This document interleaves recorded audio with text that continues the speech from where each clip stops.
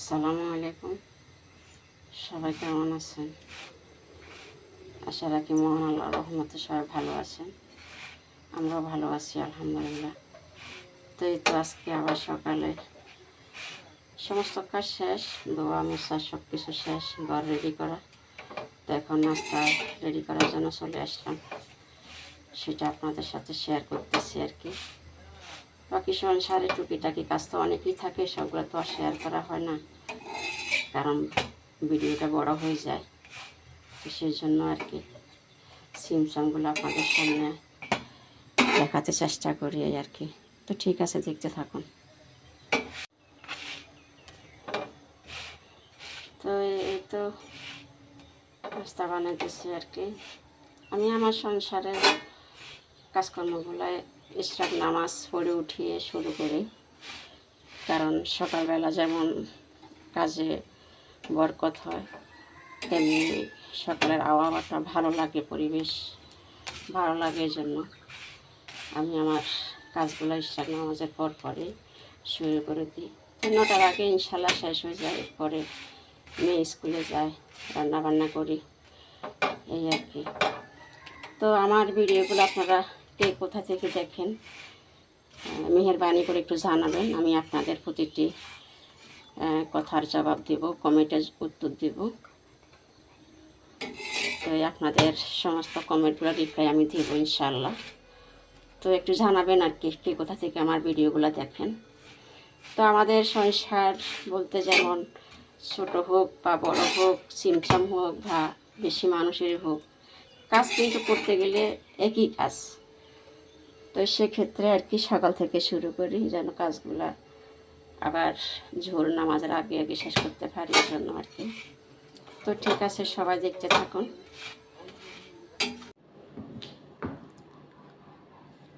তো এই তো সকালের নাস্তা রেডি। তো আজকে আপনাদের সাথে সামান্য একটা কথা শেয়ার করি।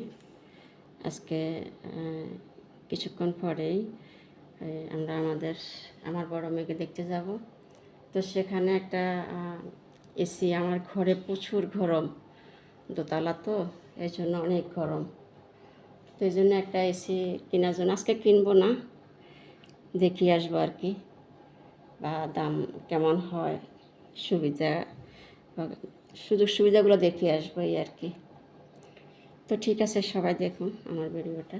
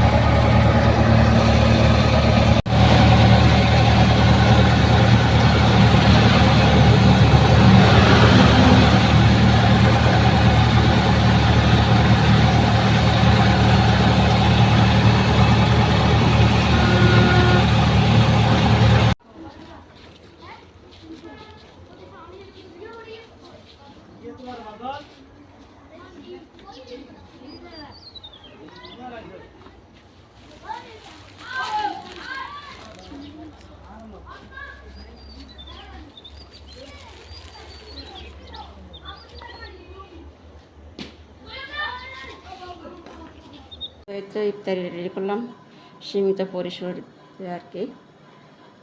তো আজকে পর্যন্ত সবাই আমাদের জন্য দোয়া করবেন। আল্লাহ হাফিজ, ফি আমানিল্লাহ।